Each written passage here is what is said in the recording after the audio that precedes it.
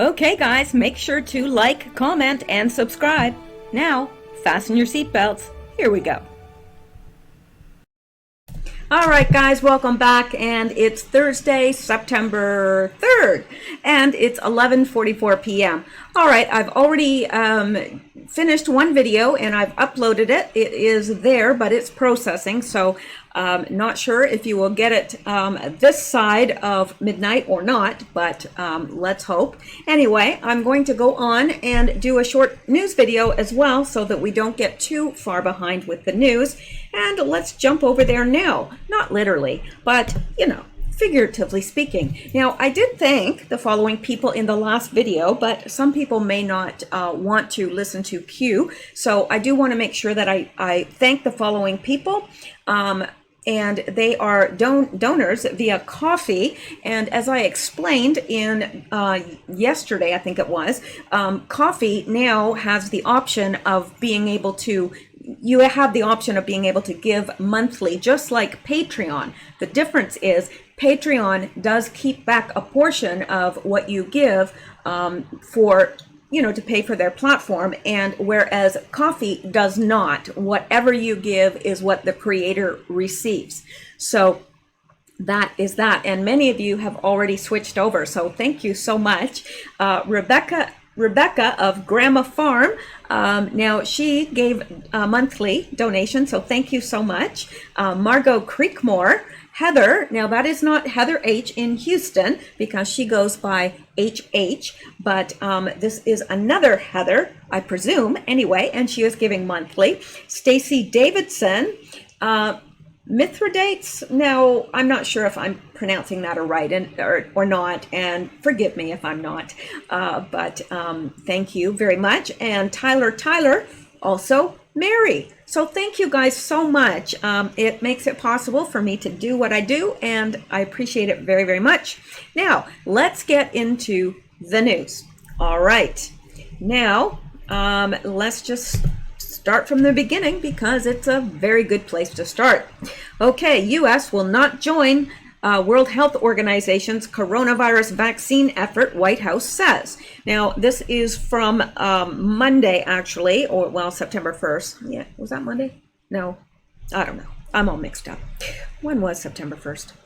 Well, today's September 3rd, so anyway, you know what happens at this time of night. I get a little silly. Anyway, the U.S. will not participate in a worldwide effort to develop and distribute a coronavirus vaccine, in part because the initiative is being led by the World Health Organization, the White House announced Tuesday. President Trump had expressed confidence in U.S. efforts to develop a vaccine and has been harshly critical of the WHO, chastising the International Health Organization for its China-centric approach to the pandemic. Under President Trump's leadership, vaccine and therapeutic research, development, and trials have advanced at unprecedented speed to deliver groundbreaking, effective medicines driven by data and safety and not held back by government red tape, White House spokesman Judd Deere said, and The Hill reported. The United States will continue to engage our international partners to ensure we defeat this virus, but we will not be constrained by multilateral organizations, by the corrupt World Health Organization and China, Deere added. He said the president will spare no expense to ensure that any new vaccine maintains our own FDA's gold standard for safety and efficacy. Well, you know, I still, yeah, I do, excuse me here, I'm just getting something under my computer because it's overheating a bit, but yeah, I still don't really trust, I don't trust this vaccine, and I don't care if our government says that it's safe or not. I will not be participating in it. I know it's going to make it very difficult because, yes, while they continue to say it's not mandatory, that is very misleading because in order to travel, take a train, take a bus, take an airplane, you will need that vaccination record, and in order to go to school, in order to work in some places. So yeah, anyway, he said the president will spare no expense to ensure that any new vaccine maintains our own FDA's gold standard for safety and efficacy. So Let's hope and pray that President Trump does indeed do that. But critics warn that the decision could deny the U.S. access to a global pool of potential vaccines if they are developed overseas by one of the 170 nations taking part in the COVID-19 Vaccines Global Access, or COVAX, effort. From a global health perspective, it's a very unwise decision. Well, of course they're going to say that, right? Because they want the whole world vaccinated, and they want to control that. So yeah, they're going to say that. Yeah. So the WHO and other global health agencies launched COVAX to ensure that developing nations are not kept out of the loop if a vaccine is developed in wealthier countries, the Washington Post reported. Nearly every other country in the world, including U.S. allies like Japan and the European Union, are participating in the effort. When the U.S. says it is not going to participate in any sort of multilateral effort to secure vaccines, it's a real blow, Suri Moon, co-director of the Geneva-based Global Health Center at the Graduate Institute of International and Developmental Studies, told the outlet. The behavior of countries when it comes to vaccines in this pandemic will have political repercussions beyond public health, Moon said. It's about, are you a reliable partner? Or, at the end of the day, are you going to keep all your toys for yourself? So that is not really what it's about, and they should know better than to write that. But yeah, anyway, it's the New York Post. All right, now let's go back. There's more. There's always more. And let's look at this. And I like this. I like it a lot, and you can't make me not like it. Trump pushes to defund anarchist jurisdictions, including New York City, Portland, and Seattle. Yeah, why should the American taxpayer have to pay for these mayors who allowed this damage and encouraged it? It shouldn't come out of, the taxpayers' money at all. Well, the taxpayers of those cities, and I'm sorry that that's the case, because there's a lot of people in those cities that are good, decent people that, have had their businesses burnt down, vandalized, looted. So it is very, very sad, but I personally agree wholeheartedly with the president's decision. Anarchist jurisdictions and cities that allow violent protests and cut police budgets will face the loss of federal funding, says the latest executive memo from the U.S. President Donald Trump, ramping up his law and order campaign. A 5-page memo sent to federal agencies on Wednesday orders them to report to the White House Office of Management and Budget on any funding that could be redirected. New York City, Portland, Seattle, and even Washington, D.C. are among the initial targets of the measure. Scoop: President Trump has signed a memo ordering federal agencies to defund anarchist jurisdictions. Agencies must report to ONB funds that can be taken from New York City, D.C., Portland, and Seattle. So I think that is good news as far as I'm concerned. Attorney General Bill Barr was given 14 days to put together a list of anarchist jurisdictions that permitted violence and the destruction of property to persist and have refused to undertake reasonable measures to restore order. My administration will not allow federal tax dollars to fund cities that allow themselves to deteriorate into lawless zones, Trump said in a memo, to ensure the federal funding is not wasted or spent in a manner that directly violates our government's promises to protect life, liberty, and property. It is imperative that the federal government review the use of federal funds by jurisdictions that permit anarchy, violence, and destruction in American cities. Yes, there's more than one way to play that game, and President Trump is playing it like a champion. And, he's saying, look, if you want to let your cities go and tell the police to stand down and allow this anarchy, then, well, you'll lose your federal funding. And I think that's fair, don't you? So, Trump slams radical left mayors and governors for allowing crazy violence that has forced slow Joe Biden out of the basement. New York City has refused to prosecute rioters, rejected the offer of federal help, and cut the police budget despite unconscionable rise in violence, the memo says. It also denounced the failed leadership in Seattle, Washington, where anarchists actually established an autonomous zone that Mayor Jenny Durkin tolerated until protesters, led by a city council member, came to her own doorstep.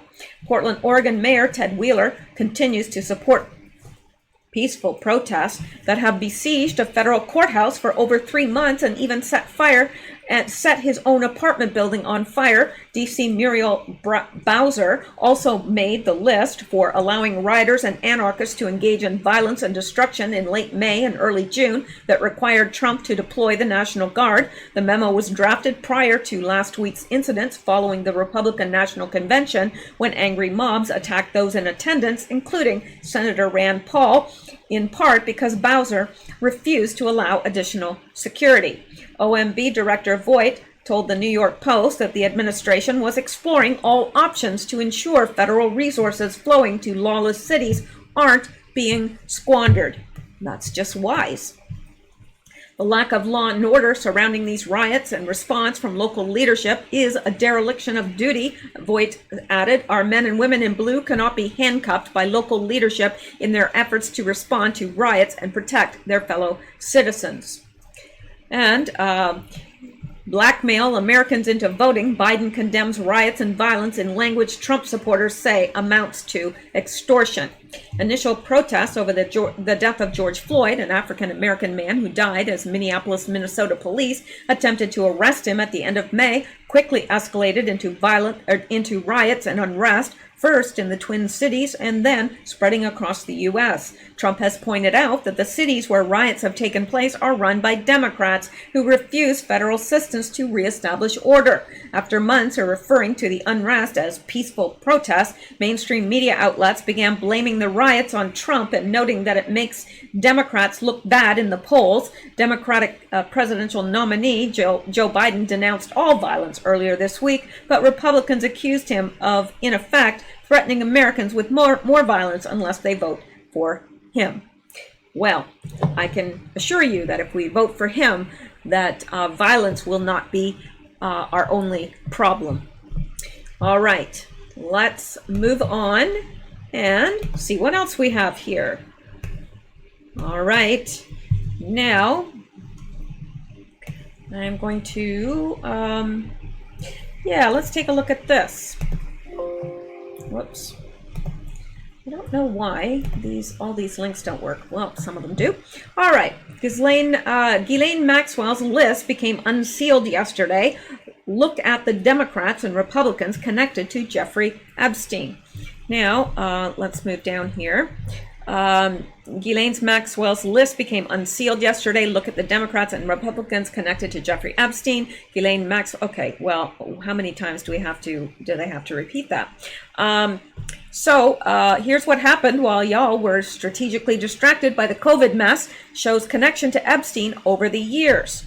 So, this is interesting. Democratic Illinois State Representative Keith Farnham has resigned, was charged with possession of child pornography, and has been accused of, you know what?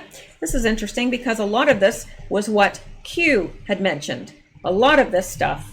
Wonder if it's all one and the same. Don't know. Sure seems like it. So let's skip that because we covered that in the last video with Q.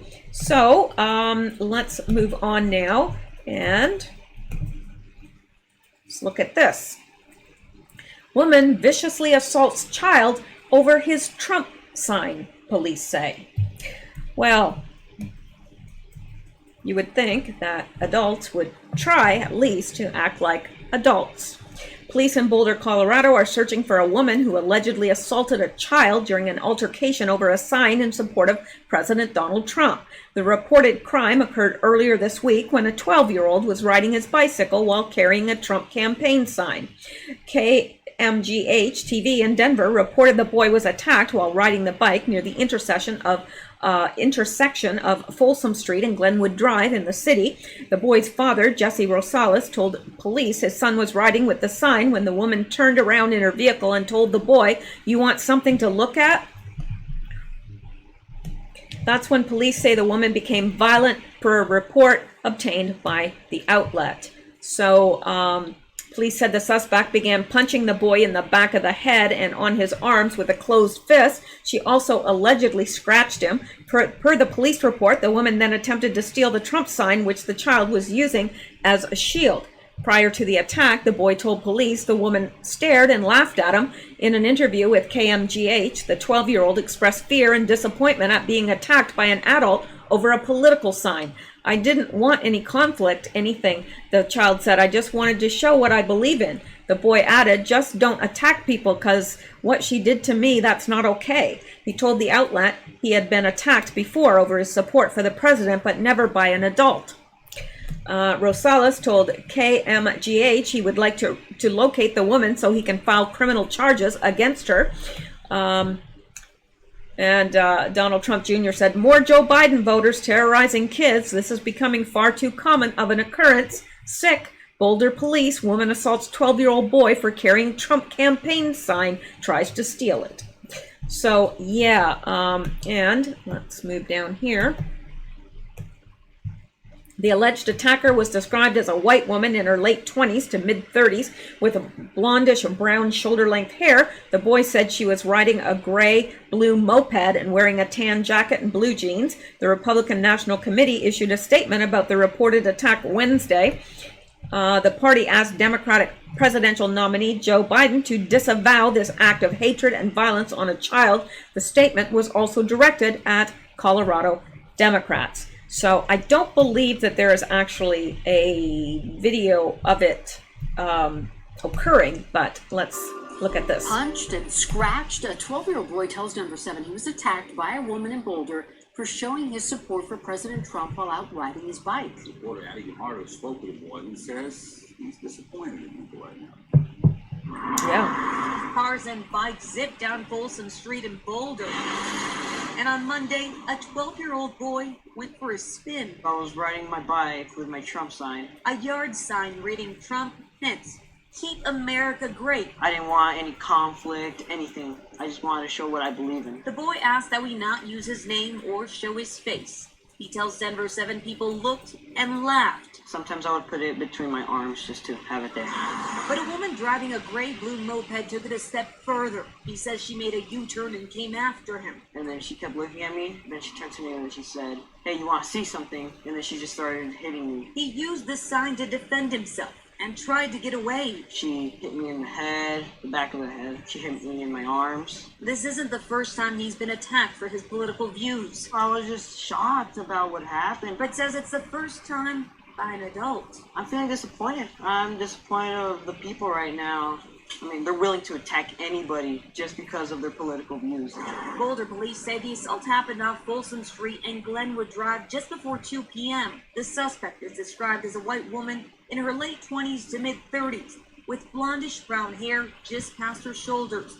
She was last seen wearing a tan jacket with a blue shirt and blue jeans. The boy's father wants to pursue criminal charges. I want to keep doing it, but right now, since she did that, it's really dangerous for me. A danger, despite his freedom of speech rights. I'll respect her opinion, but she has to respect mine. Addie Guardo, Denver 7.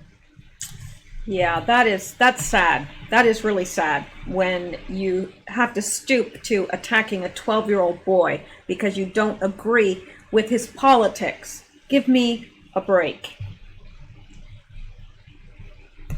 All right, now let's go back and see what else. Yeah, let's look at this. This is disgusting to say the very, very least. Report, California legislator passed law making it easier for a 25-year-old man to have willing sex with a 15-year-old boy. Yeah, and is that supposed to be progress? I don't know. Certainly it isn't. But, yeah, every political creature who voted to pass this law should be listed as a sex offender and thrown in jail, if you ask me. And this is, hang on. Remember we saw the picture of the guy that was trying to push it through? I think this is him, if not mistaken. We said this would happen. The Dems would work to normalize pedophilia, and people said, no, that will never happen. Nobody would ever normalize that. Yeah, right. Never underestimate the depravity of the left. Well, guess what?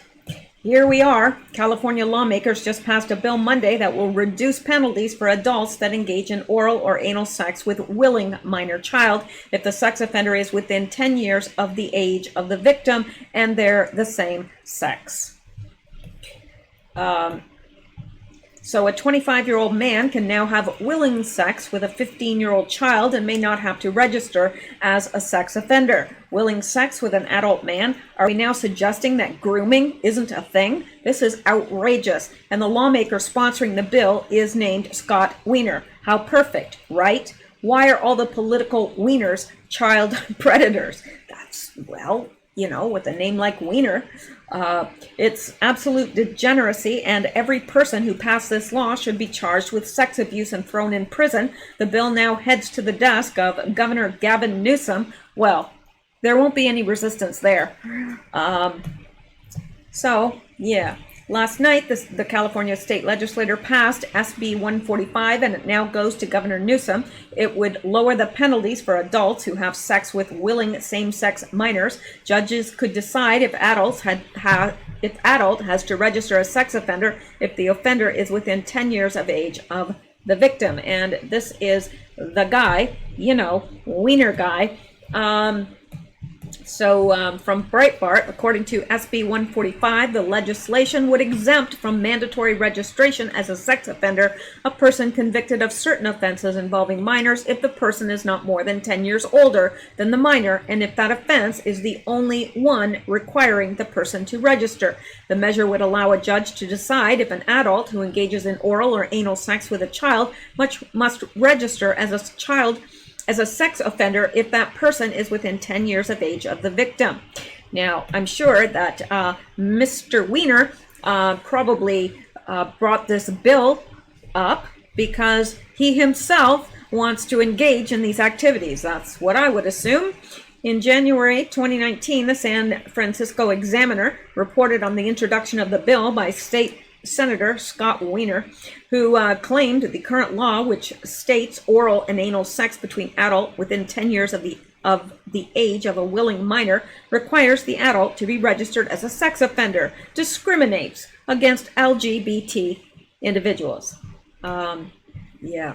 The bill would put an end to blatant discrimination against young LGBT people engaged in consensual activity, Wiener said.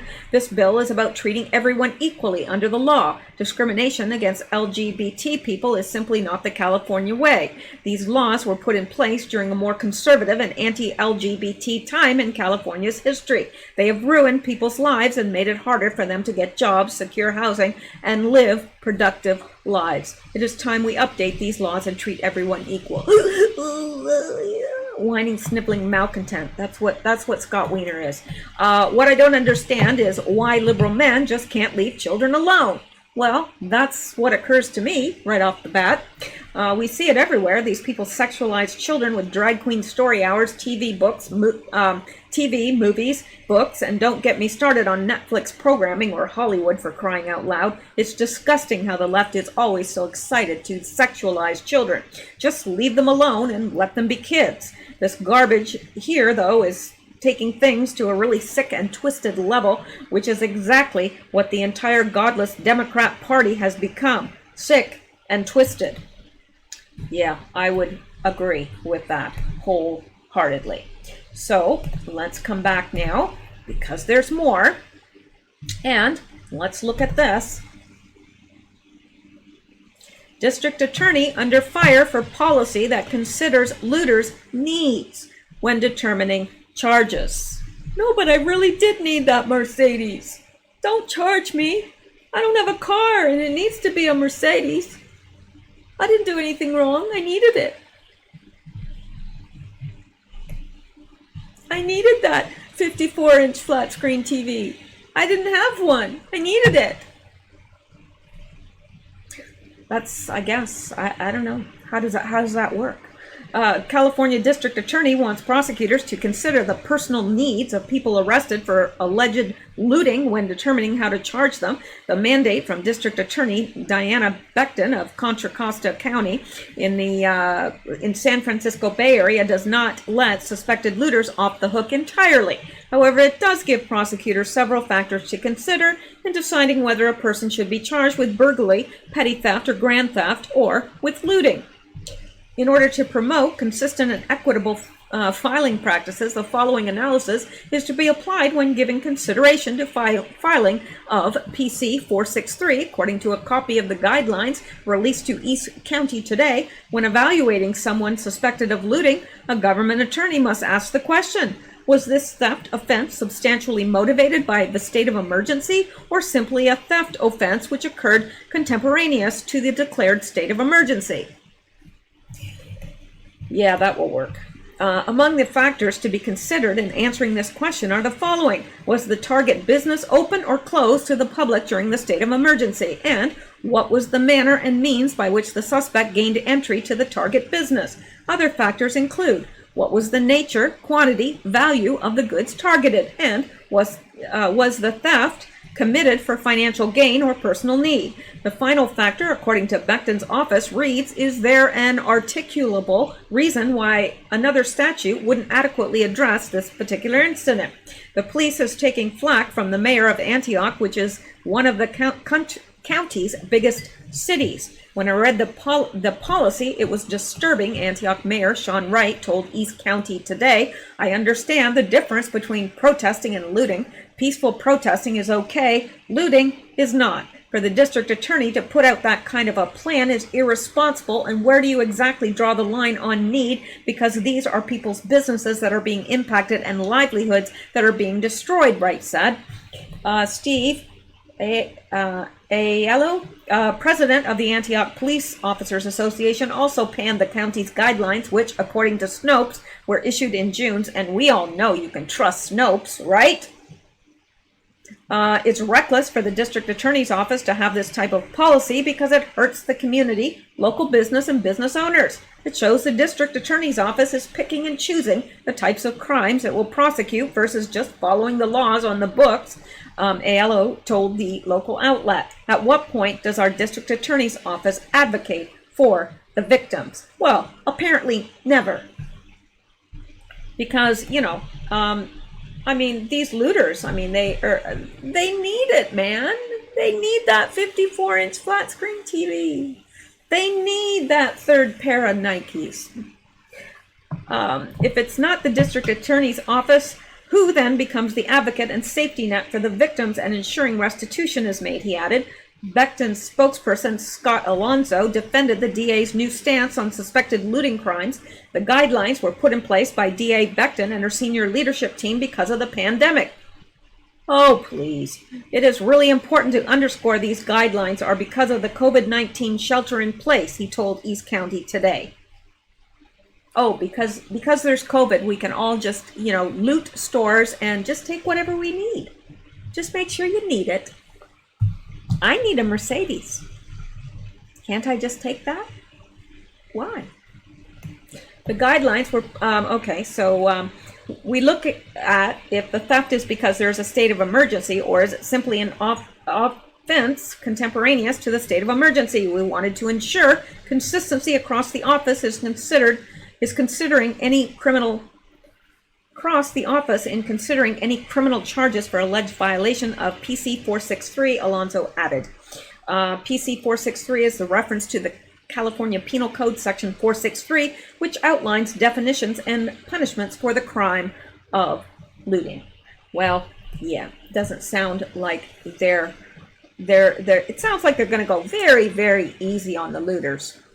And, what does it matter if the owners of the business are out that money? Because they're trying to shut down all the mom and pop businesses anyway, aren't they? It's quite obvious they are. The statute states every person who violates Section 459, punishable as a second-degree burglary pursuant to Subdivision B of Section 461, during and within an affected county in a state of emergency or a local emergency or under an evacuation order resulting from an earthquake, fire, flood, riot, or other natural or man-made disaster shall be guilty of the crime of looting. The section adds, looting is punishable by imprisonment in a county jail for 1 year. So, I don't know, but you know what? California is a big old mess, and I'm sure glad I don't live there. It's a beautiful place, and I know that there are many, many wonderful people there, but then there are the others. You know, the ones that run it. They're not so wonderful. Okay, well, let's go back and see what we can get into. Let's look at this now, because it wouldn't be a day without showing Biden screwing up. Joe Biden screws up, says totally wrong line during live TV interview. This isn't normal. No, it's not. And I'm glad that they noticed that it wasn't. So let's just have a gander here. What's the president doing? Look, Venezuela's top line message is President Trump's policy is an abject failure.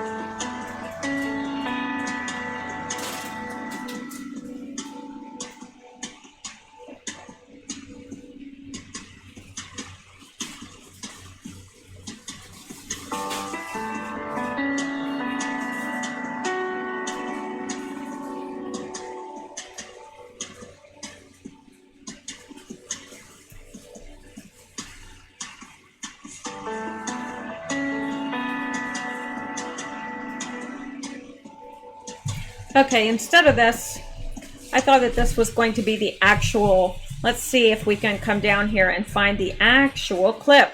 Here it is. Yay! Oops, Joe Biden read the top line message, part of the talking points his handlers gave him for the TV interview. He apparently couldn't remember it on his own. So let's take a look, and I'll make it bigger for you tiny phone people, because you know what? I hold you all in high esteem. All right. What's the president doing? Look, Venezuela's top line message is President Trump's policy is an abject failure. Okay, I didn't get that. Joe Biden read the top line message. Okay, he said the top line message, part of the talking points his handlers gave him for the TV interview. He apparently couldn't remember it on his own. So, yeah. Look, Venezuela, top line messages. Yes, he really said that part of the talking points on the teleprompter that was supposed to denote what he was supposed to say. He was quite literally saying the quiet part out loud. To quote Ron Burgundy, another famous, albeit fictional, individual given to reading anything fed to him on a teleprompter, "I'm not even mad. That's amazing." Tim Murtaugh, President Trump's 2020 campaign communications director, noted how bad this looked in a tweet. There is a bug crawling on my computer, which I know you can't see. Said, my God, Biden read the words of Venezuela top-line messages from his talking points on the teleprompter. In a TV interview, he actually read the title of the talking points out loud. Any questions about why he's been kept in the basement by his handlers? No, there was no question in my mind why he was kept in the basement. I just wish he'd stay there. In a TV interview, he actually read the title of the talking point out loud, Murtaugh tweeted. Any question about why he's been kept in the basement by his handlers? Of course, this kind of thing isn't new for the Democratic nominee. In an interview with Anderson Cooper last Thursday, the CNN anchor was nice enough not to mention Biden was clearly looking off screen every time he gave an answer, presumably not to check the baseball scores. So let's take a look at this. And yeah. You guys played her on the air. She's saying that's not who we are. That's not who our family is. That's not who Jacob is. Don't do it. And so, he continues to root for violence. It's, the country will be substantially safer when he is no longer in office. And, I'm going to work to calm the tensions and root out systemic racism. I'm going to lead Yeah, right. You think he's actually rooting for violence, that he wants violence because it allows him to claim a law and order mantle? Sure, and because it takes everybody's eye off the ball. Want to talk about safety? Look at the biggest safety issue in the nation: COVID. You know, just yesterday we had 1,249 deaths. Over the 7-day period, we've averaged He's reading his 1,000 response deaths a day. Now that is more than the 5 largest countries in Europe. A combined population, a combined population bigger than us. You know how many they've had? 77 deaths a day. He has been incompetent in the way in which he's dealt with this. And not only that, you know, he talks about taking away, he's still in court trying to get rid of the Affordable Care Act, going to take 100 million people with pre-existing conditions and move them in a direction where they can't get coverage. Coverage is going to be lost for someone. And on top of that, I got another quote that I found today that was pointed out to me. Yeah. Scripted much? Yeah, I think that's pretty evident to anybody with, above a 70 IQ. I think that's pretty clear what he's doing, and he's looking off screen because he's reading. He can't remember that stuff. He can't remember the talking points.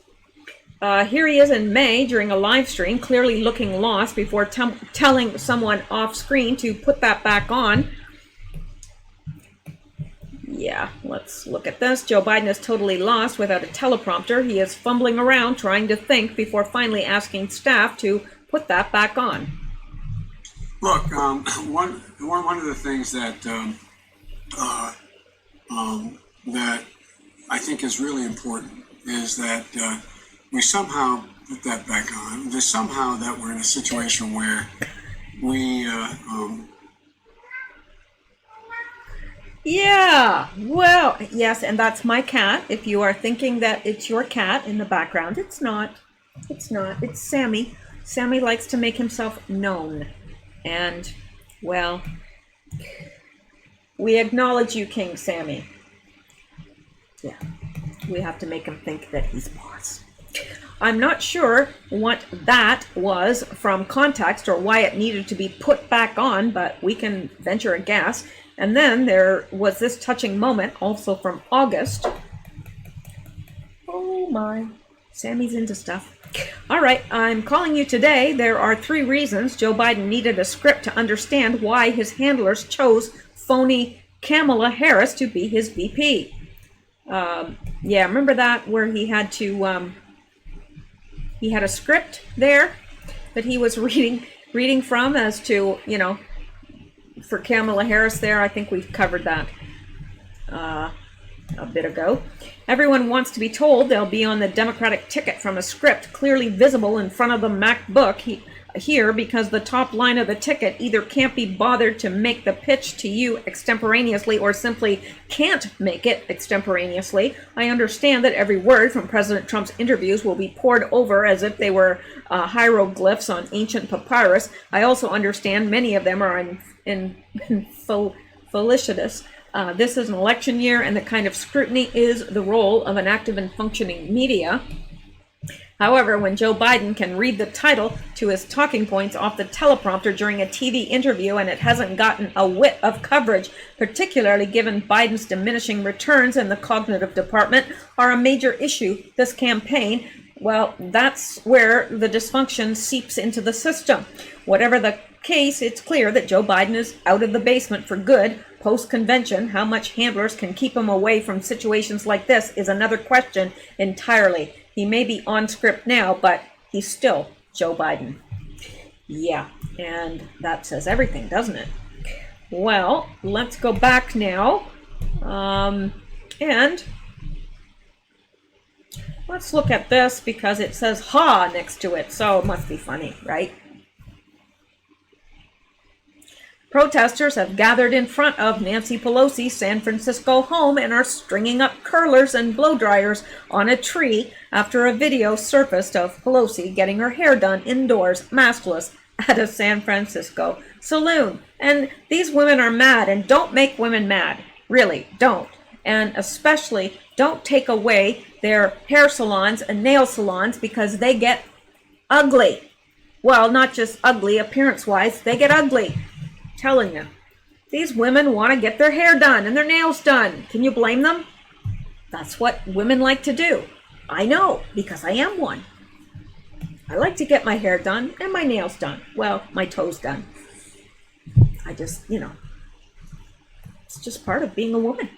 None of these demonstrators in front of Nancy Pelosi's homes are salon owners or workers. They've all described themselves as angry salon customers who want to get their hair and nails done. Don't mess with those ladies.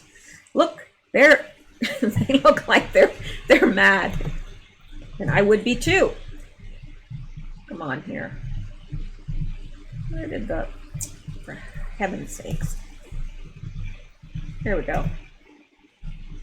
Oh, there is no sound. Maybe there is. Here we go. One word about a young woman with 2 children, who's a single mom who has lost her salon now because of 6 months of lockdown by Nancy Pelosi and Mayor London Breed, an enabler, the mayor of San Francisco. This woman has no way of making money, and so what does Nancy Pelosi do? She goes on the attack. Not only does she go on the attack, she goes after this woman. First, say one word about the young So woman. I happen to agree with these women, and if I lived in San Francisco, I'd be right there with them. I'd be stringing my blow dryer up over the tree and going out with curlers in my hair and making my point known. Yes, I would. And nobody could stop me. All right. Well, and here we are again. Here they are. I don't know. I love these ladies for some reason. I just think that they are the awesomest. Oh, for heaven's sakes, what is wrong here? Together, make sure that everybody has an opportunity to earn a living and feed their family.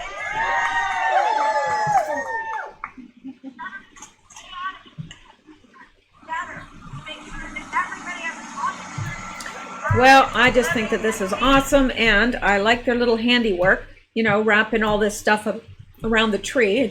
It's the tree of blow dryers and curlers has been decorated, with an American flag and dubbed the Freedom Tree by protesters in front of Nancy Pelosi's home.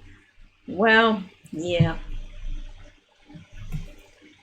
The official remarks from the demonstration are over. Now the group is split in two, discussing their opinions of Nancy Pelosi and the salon video situation. Well, you know what?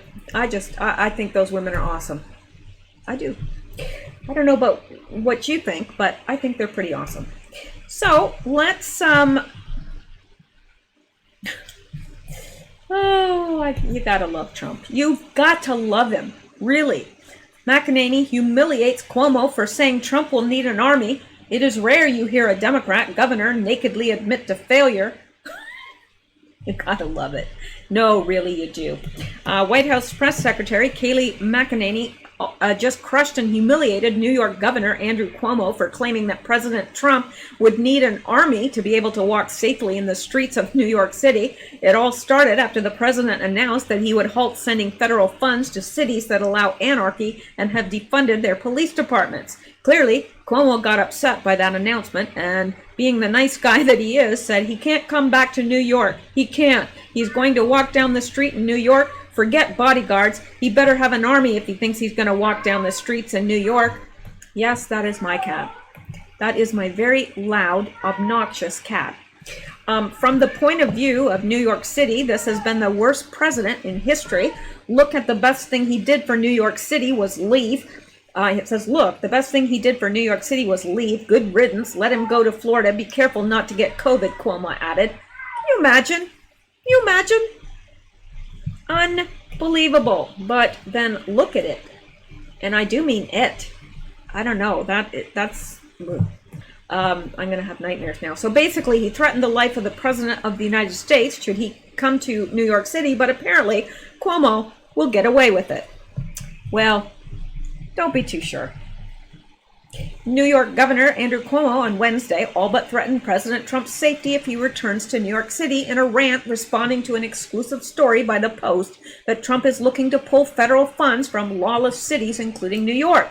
Cuomo called an emergency press briefing within a half hour on Wednesday night to tear into Trump for the order, which cites New York New York's rising murder rate and defunding of the New York Police Department. He better have an army if he thinks he's going to walk down the street in New York. New Yorkers don't want to have anything to do with him, the Democrat said, all but threatening the commander-in-chief. Cuomo is a fool who knows he's in big trouble for basically murdering thousands of New Yorkers in nursing homes and will do anything to deflect attention off of himself and his predicament. Soon after Cuomo ran his mouth, the White House responded, and Kayleigh McEnany delivered a crushing blow. It's not often you hear a governor describe in vivid detail how he's lost control of his state, but there you have Governor Cuomo saying you can't come to New York without an army.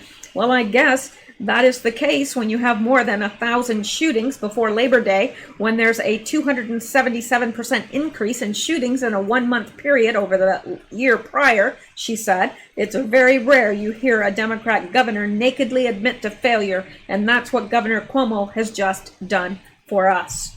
Well, you know what? She states the truth and lets the chips fall where they may, and I like that woman. Boom, that says it all. President Trump is lucky to have found Kayleigh McEnany because she is not afraid to call it exactly as she sees it. Cuomo is out of his league when dealing with President Trump or his press secretary. He should be ashamed of himself, but Democrats are never ashamed because all they care about is power and control. All right. Well, let me take a quick look here to see if there's anything else. How long have we been going here? We are at 46 minutes, and this was going to be a short video. Well, it's not. I lied, apparently. Yeah, so I think... All right, this is the last thing I'm going to cover because I think it's important, and this will be it for tonight, and there's always tomorrow's news. All right, communist revolutionaries planning a 50-day White House siege say things could turn very ugly. Now, you've probably heard this before. I know I've covered it, that they are planning this. A new report out says that communist revolutionaries are planning a 50-day White House siege that will last at least 50 days and warns that things could turn ugly if protesters don't get their way. The group also warns the possibility of a civil war breaking out sometime next year is no joke. On September 17th, the 9th anniversary of Occupy Wall Street, protesters are planning to begin a siege of the White House that will last 50 days, right up until November 3rd. The website for the event is planning to bring thousands of protesters into Lafayette Square to lay siege to the White House. The site also warns that the possibility of a civil war breaking out sometime next year is no joke. The organizers are citing two main reasons for the planned occupation: an alleged lack of progress on Wall Street since the 2009 occupation, and that Trump is trying to steal the election, and things could turn very ugly very quickly as November 3rd approaches. Where are they getting this from? They're making it up. They're pulling it out of their hinder parts. Trump is doing no such thing. Anyway, they always give away what they are doing because it's what they are doing is exactly what they are accusing Trump of doing. So they always give themselves away. Anyway, one image used depicts the White House on fire, and others show large riots directly in front of the building. The FBI recommended contacting the Secret Service for comment. The Secret Service and the Department of Justice have not responded to this reporter's request for comment in time for publication. The specific demands are not clear, but the site raises concerns about President Trump refusing to leave office if he loses, and that white supremacists are waiting in the wings, spoiling for a violent showdown. Yeah, this is the narrative that they are trying to put out, that President Trump's not going to leave the White House and that he's trying to steal the election, all of which is utter nonsense. But I don't know, this concerns me a bit, but I also know that Trump being Trump, he's not going to put up with that. These online ramblings are calling for Me Tooers and Black Lives Matter activists, Extinction Rebels, Sunrisers, and Code Pinks to organize and join in Lafayette Park and to create pop-up sieges at federal buildings in dozens of cities. These agitators need to be arrested the moment they set foot in the Capitol and act out of line under the Insurrection Act. The Insurrection Act gives U.S. presidents the authority to deploy active duty military to maintain or restore peace in times of crisis. The Insurrection Act was invoked numerous times in the 20th century, most famously when Dwight D. Eisenhower sent the 101st Airborne Division to enforce the desegregation of public schools in Little Rock, Arkansas. It would sure seem like the Insurrection Act could be applied in Washington, D.C., Seattle, Portland, New York City, and anywhere else rioters are out of control. So there you go. I'm not looking forward to that, and I think that is planned for September 17th, if I'm not mistaken. So that is something that we can, I was going to say look forward to, but no, I don't think any of us would look forward to that. So anyway, just a heads up. Now, I think I am going to end it there for tonight, but there's always tomorrow. There's fresh news every day. It's like clockwork. Anyway, so you guys have a wonderful evening. Sleep well, stay safe, and keep seeking truth. I appreciate you guys, and thanks so much for listening to me. I know you have a choice of who to listen to, so I always count it a privilege when you listen to me. So thank you guys so much. Have a great night, and I'll see you in the next video.